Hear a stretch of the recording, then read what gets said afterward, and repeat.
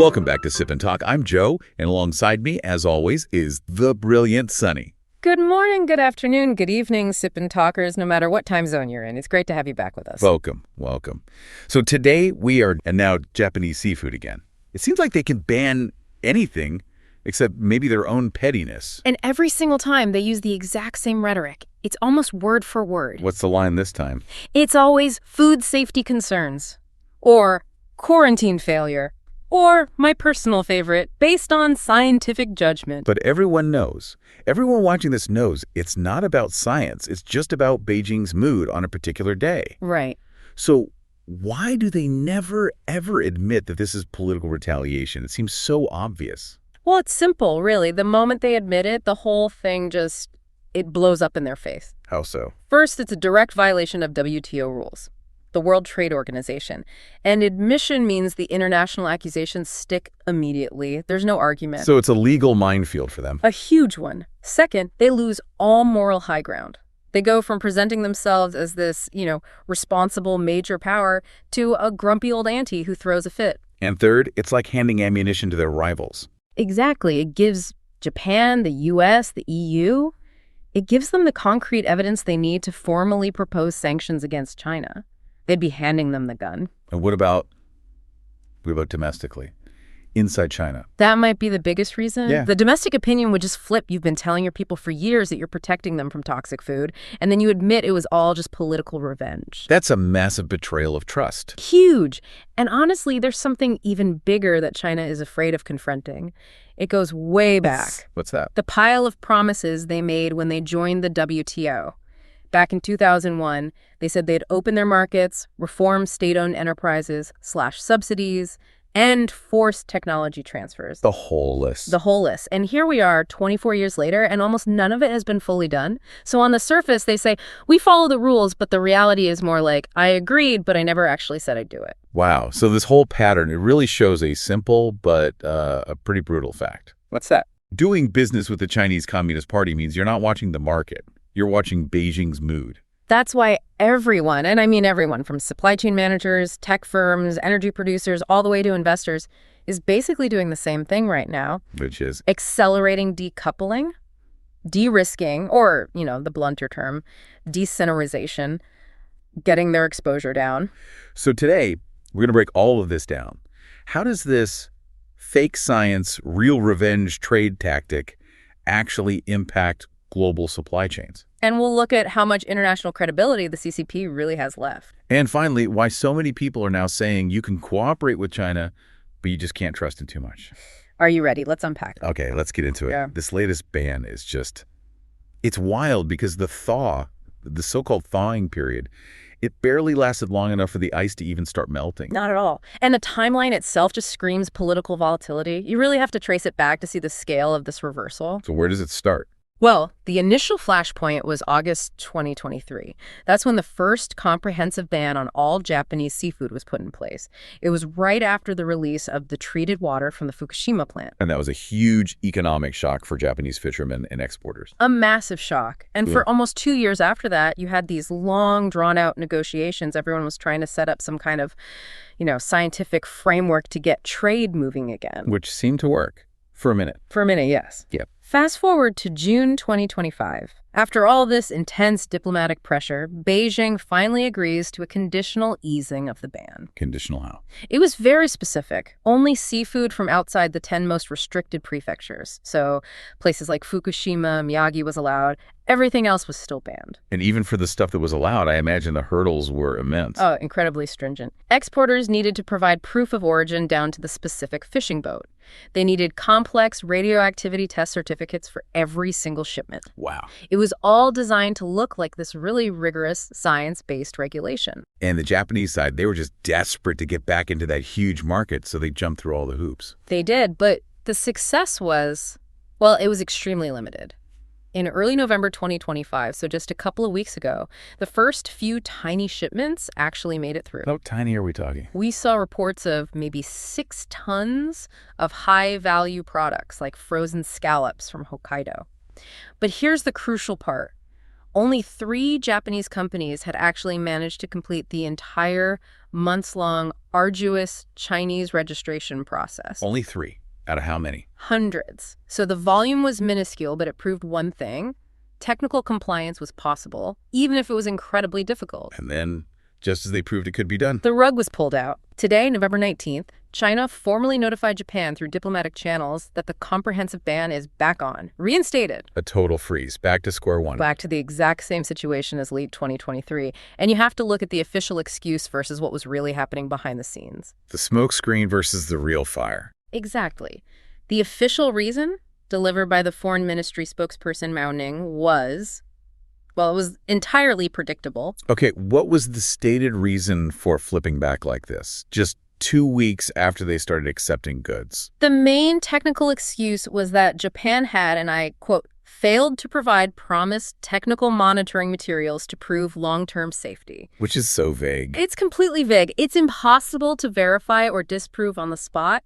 But then she said something else, a chilling little addition that just gave the entire game away. That was the no market comment, right? Yes, the no market comment. She said that under the current circumstances, even if Japanese seafood were exported to China, there is no market. When you hear that, it's not about parts per million of tritium. It's about something else entirely. It's a direct and frankly unusual admission that the ban isn't driven by health inspections, but by mobilized domestic anti-Japanese sentiment. So the state media creates the sentiment. And then the government acts to satisfy that manufactured public opinion. It's a closed loop. They're admitting the goal is political and not scientific. Okay, so let's talk about the real fire. The Yeah. high-level politics that actually triggered this. The Japanese media seems to have a consensus on this. Oh, they do. Outlets like Kyoto News, NHK, Nikkei, they're all unanimously pointing to one single event. What was it? The trigger was a major foreign policy statement from Japan's Prime Minister, Kishisane. She stood up in Parliament and said something that crossed a huge Chinese red line. The Taiwan statement. The Taiwan statement. She said, Taiwan's emergency is Japan's emergency. And that's a fundamental shift, isn't it? It moves Japan away from its traditional strategic ambiguity on Taiwan. It's a massive shift. It signals that Japan would likely get involved, or at the very least provide logistical and intelligence support if there were a conflict over Taiwan. For Beijing, that statement is a grave threat, and it far outweighs any concern they might have over some scallops. The timing is just. It's too perfect to be a coincidence. It can't be, especially when you see the other diplomatic signals. The temperature was spiking right before the ban was announced. I saw reports about some pointedly disrespectful behavior. Yes, the diplomatic theater. Japanese media widely reported that a high-level Chinese official, Liu Jinsong, met with Japanese diplomats and was described as sending them off with his hands in his pockets. Which is a classic, deliberate sign of contempt in that world. It's a nonverbal message of disdain and anger. And that insult happened immediately before the formal ban notification went out. And this wasn't just about seafood, was it? It was part of a bigger pressure campaign, a whole coercion package. The political signal had to be comprehensive. So Right. alongside the trade freeze, we saw the suspension of new Japanese movie imports for approval. Cultural punishment. Hitting the creative industries. Then you had these internal notifications going out within powerful state-owned Chinese banks to halt all employee business travel to Japan. So a financial freeze, too. Exactly. Designed to restrict economic ties. And finally, they canceled or postponed academic conferences and so-called friendship activities between the two countries. So one political statement about Taiwan results in the instant weaponization of trade, culture, and finance. It just underscores that, in Beijing's eyes, geopolitical alignment will always trump any pretense of free trade. It seems that way. And the deeper you look, the clearer it becomes that the actual safety of the seafood was never really the issue. Right. The science has been stable this whole time. It's the policy that's been bouncing all over the place. And that's why the food safety excuse is really just a technical shield. It's something the rest of the world sees right through, but it provides just enough cover. So let's talk about that science. Yeah. What does the actual safety data say? The data is, well, it's unequivocal. It's not even a close call. Japanese seafood, especially the products that are sourced hundreds of miles away from the restricted areas, like those valuable Hokkaido scallops or northern tuna, They have consistently shown radiation levels that are far, far below international standards. We're not talking about just squeaking by under the limit. Not at all. We're talking orders of magnitude safer. And this isn't just based on Japan's own self-reporting. Right, because critics would just dismiss that. Yeah. Who's the international body here? The main regulator is the IAEA, the International Atomic Energy Agency. They've had monitors on the ground in Japan and have been conducting monthly sampling of the ocean and coastal areas since the discharge began in 2023. And what have their reports shown? Their reports have been consistently clear. The concentration of tritium is well below 1,000th of the World Health Organization's standard for safe drinking water. 1,000th. So to put that in perspective for everyone listening, that level is often basically indistinguishable from the natural background radiation that exists everywhere. That's right. Or from the levels you might find in tap water in many other cities around the world. The other critical radionuclides are either not detectable at all or are present in such trace amounts that they are scientifically irrelevant. The danger is, for all practical purposes, zero. The science is settled then. The science is settled. And really, the clearest proof that China knows this is the fact that they agreed to partially lift the ban back in June. That is the smoking gun, isn't it? Yeah. If the food was actually dangerous, if it was fundamentally contaminated, no government, no matter the politics, would allow any of it into their country. Exactly. Not even with certification. By agreeing to accept certified imports from those non-restricted areas, China was implicitly admitting that the product is safe if it goes through the proper testing and certification. So the decision to then reverse that policy just a few months later couldn't be because of some sudden change in ocean chemistry. Or a sudden breakdown in Japanese monitoring. It was a political decision, plain and simple. So the core argument from critics isn't about the test results themselves. It's about the manipulation of the standards. It's about predictability and reliability. If the scientific data says a product is safe, but the party leadership is angry about Taiwan, the policy instantly becomes that product is banned, and they will generate some vague technical justification for it after the fact. The result comes first. The reasoning comes later. Exactly. The problem isn't the detection result. It's the regime's willingness to just ignore its own regulatory frameworks whenever it's politically convenient. We used this analogy before, but it really captures the risk here. It's like you, the exporter, you've passed every inspection. The IAEA says you're safe. But the government, who is the landlord in this case, looks at you and says, you know what? I don't like your tie. And in fact, I've decided your tie is a health hazard. And then they lock your store. That's a perfect analogy because it highlights the core vulnerability. It doesn't matter how compliant you are. Your business is ultimately subject to a political veto at any time. Which is why the overwhelming consensus from global media Reuters, Bloomberg, The Guardian, is that this ban is diplomatic retaliation, not a scientific decision. And the proof is in what other countries are doing, or rather what they're not doing. Right. If this were a real food safety crisis, every major importer would have slammed the brakes on Japanese seafood. But they haven't. The US, the EU, the UK, Canada, Australia, South Korea, Taiwan, they're all major importers. And they all continue to import Japanese scallops, salmon, and other species completely normally. Some of them have even increased their purchases, right? Yeah. To help out the Japanese exporters. Yes, many have stepped up since 2023 to support the industry after it lost the China market. It shows that only China is treating this trade flow as a political remote control, turning it on and off based purely on geopolitical spats. And that kind of instability is what forces companies and entire countries to make these really difficult long-term strategic decisions about where they do business. Which brings us to the playbook. Because this gets really interesting when you realize this isn't a one-off. This isn't just about Japan. It's a fixed, predictable template. It is. It's a core part of Beijing's geopolitical strategy. The official term for it is economic coercion. Let's define that. What exactly is it?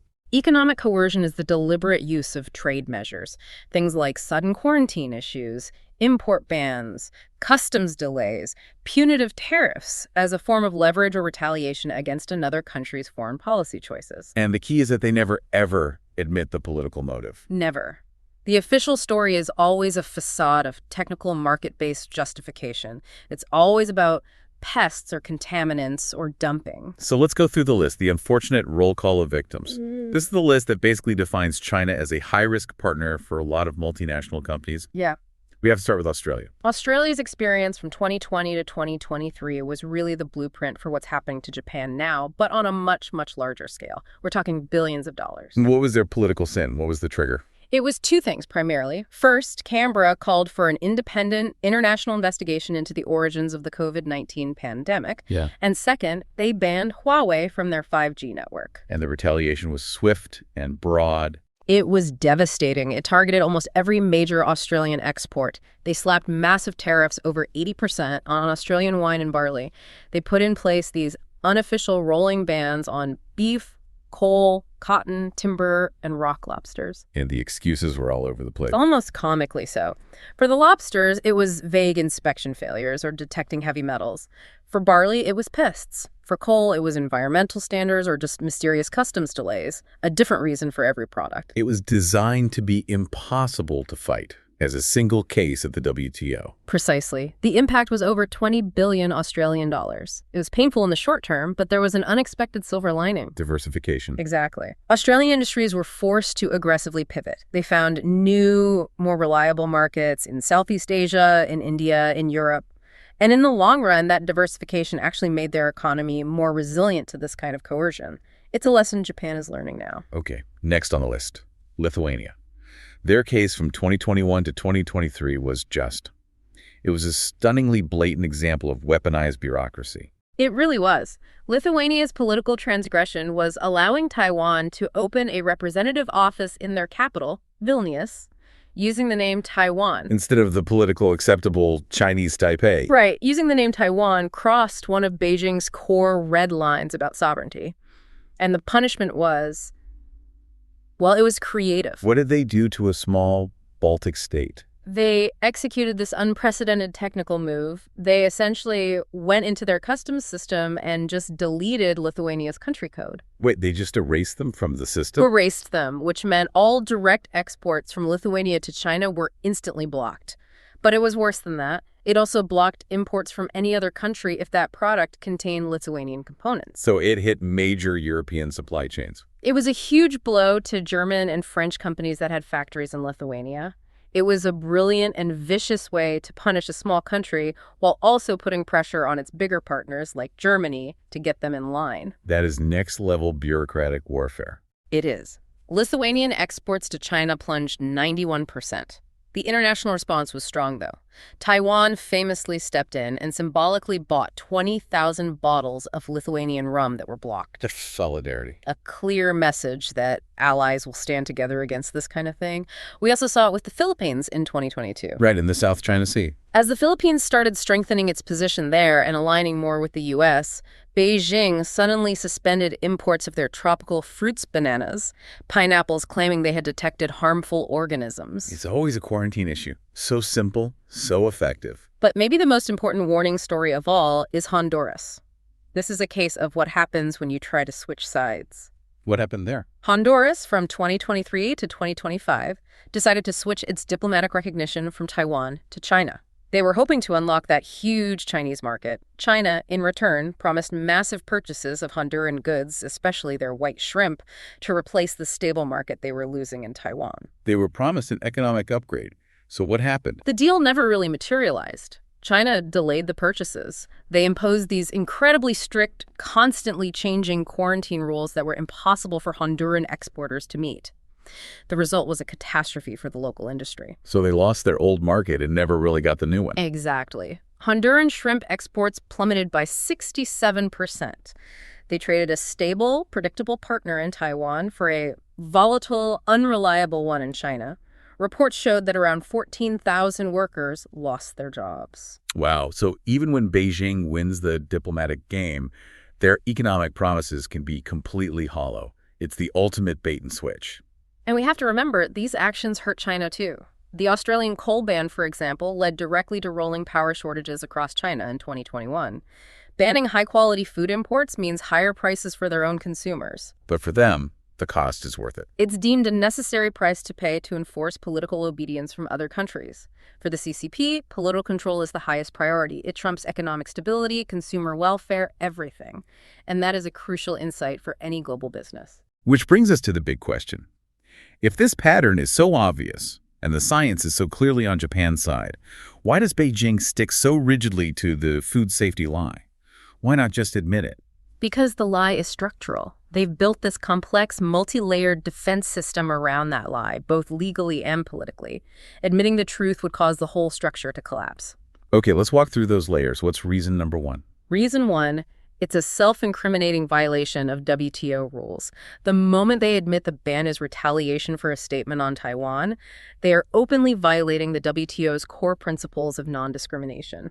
In legal terms, it's like handing the prosecution the murder weapon with their fingerprints all over it. It is. It would make it incredibly easy for Japan to win a WTO complaint. But by hiding behind the technical dispute facade, they can drag the process out for years. It becomes a costly legal battle over scientific data, not a clear-cut political case. So the lie is a legal shield. What's reason two?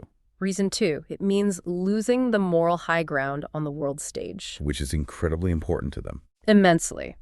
The CCP spends billions on its global image, trying to project itself as this responsible, sophisticated great power. Admitting they use food as a political weapon shatters that image. It brands them as a marketplace bully, a thug state. It puts them in the same category as regimes that have zero international respect or predictability. The appearance of legitimacy is everything. And that leads to reason three.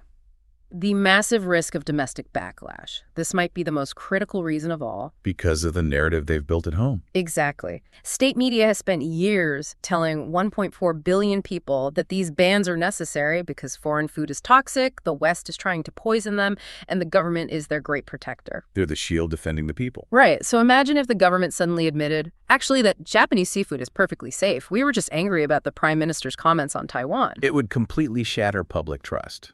It would force people to realize they were lied to for years, that they paid higher prices for lower quality food, all for a political game.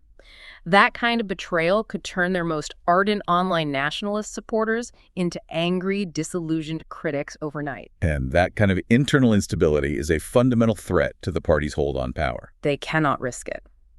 Which brings us to the final point, reason four.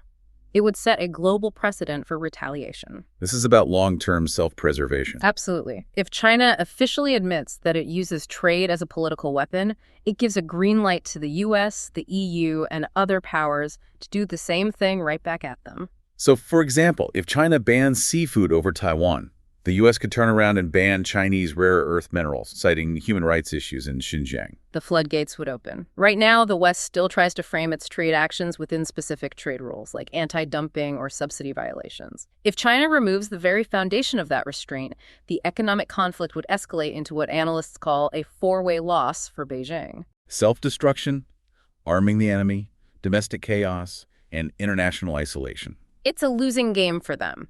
So the lie, no matter how transparently absurd it is to the rest of the world, is structurally necessary for them to maintain their room to maneuver. They will cling to the food safety script to the very end. And this entire pattern, the bans, the lies, the fear of accountability, it all goes back to something more fundamental, right? It connects to China's whole relationship with the global trading system. It does. It goes right to the core of the global trust deficit. It all comes down to the promises they made 24 years ago when they joined the World Trade Organization. Promises that critics now say were only signed to get in the door, with no real intention of ever fully honoring them. That's the heart of the issue. In 2001, China signed a very strict accession protocol to get into the WTO. It was a contract that promised massive deep market reform. But whenever those promised reforms conflicted with the party's central goal, which is maintaining absolute control, the reforms were just quietly shelved. So let's break down that list of broken promises. What were the big foundational commitments that the US, EU, and Japan are constantly pointing to now? We have to start with the most critical one. State-owned enterprise, or SOE, subsidies. China promised to dramatically reduce these subsidies and force their state-owned companies to compete on real market principles. But the reality has been the exact opposite. The complete opposite. The subsidies didn't shrink, they exploded. By 2024, credible estimates suggest that these subsidies are running at over 5% of China's total GDP. And that's not just a number. That state-backed money floods the global market. It leads directly to massive overcapacity. We saw it 15 years ago with steel dumping, and we're seeing it right now with the global fights over solar panels and electric vehicles. China produces far more than the world can absorb, all backed by state cash, which distorts prices everywhere and just cripples foreign competitors who have to play by market rules. It makes fair competition impossible. Okay, next on the list. The one that affects every Western tech company, forced technology transfer. They promised to end any practice that required foreign firms to hand over their secret sauce, their proprietary tech, in exchange for market access. The reality, it continues relentlessly. It's just gotten more sophisticated. It's not crude theft anymore. It's done through bureaucratic leverage. Precisely. It's disguised through administrative licensing or by requiring you to form a joint venture with a local state-owned company. And that local partner, of course, gains access to your designs, your source code, your manufacturing processes, which are then often reverse engineered. It was a core finding of the US 301 investigation years ago, and it's still a huge source of friction. What about just basic market access, especially in key sectors? They promised to open up critical areas like finance, telecommunications, insurance, cloud computing. But the reality is, while some small windows have opened, there are still very strict limits on foreign ownership and what foreign companies are actually allowed to do.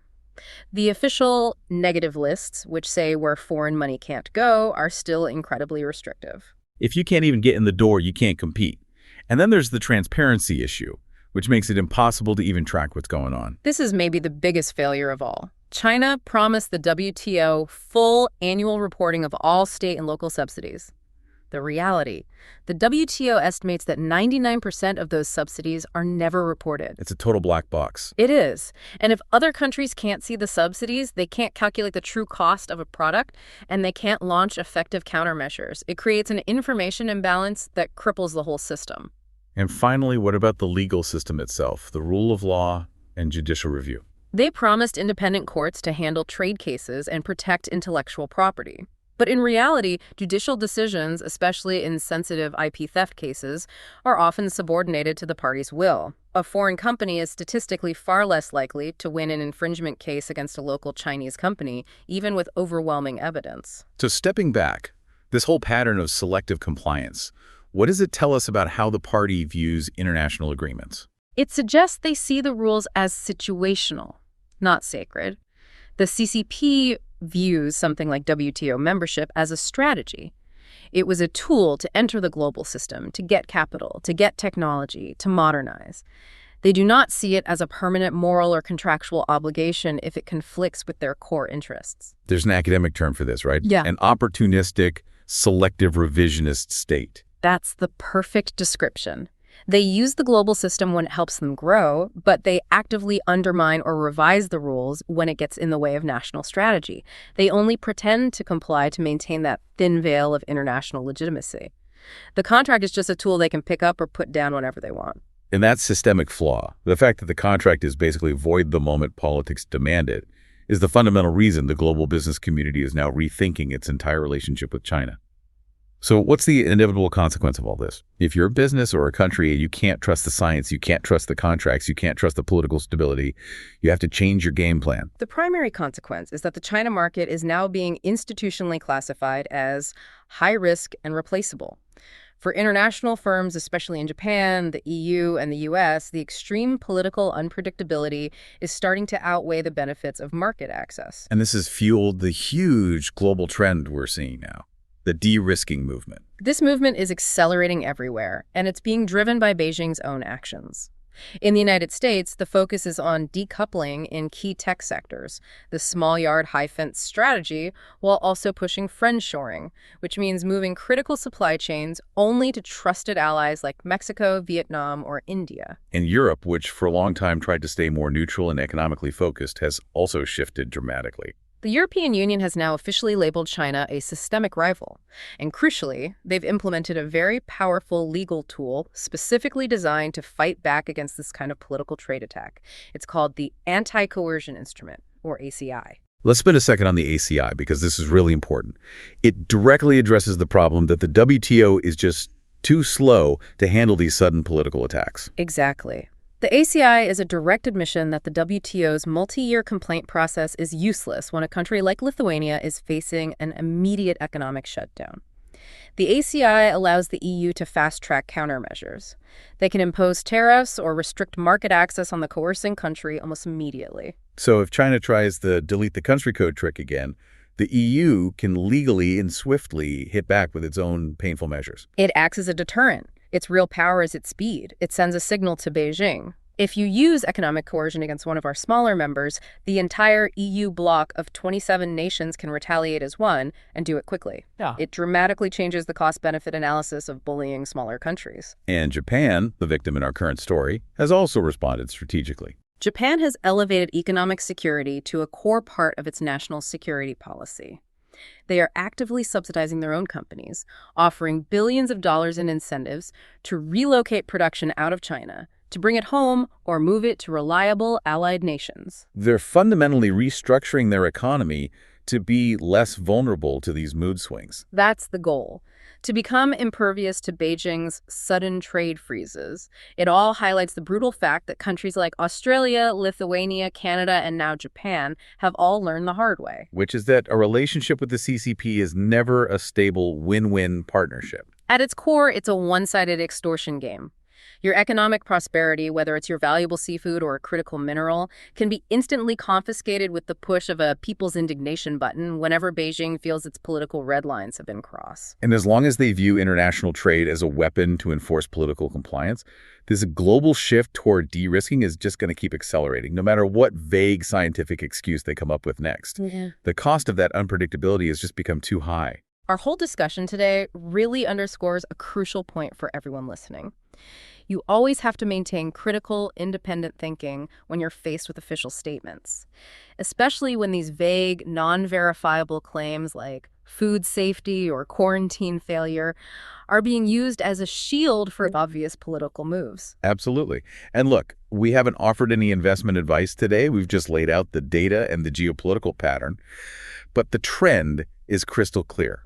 In today's global environment, predictability and stability are the most valuable commodities a trading partner can have. And that's exactly what is fundamentally missing from Beijing's current economic and diplomatic policies. We really appreciate you tuning in for this deep dive into global trade and geopolitics. And we want to be very clear that we are simply providing objective facts and analysis for discussion. We hold no bias or discrimination against any country, group, or people. As always, if you enjoyed this and want more analysis like it, please subscribe to the Sip&Talk podcast wherever you're listening.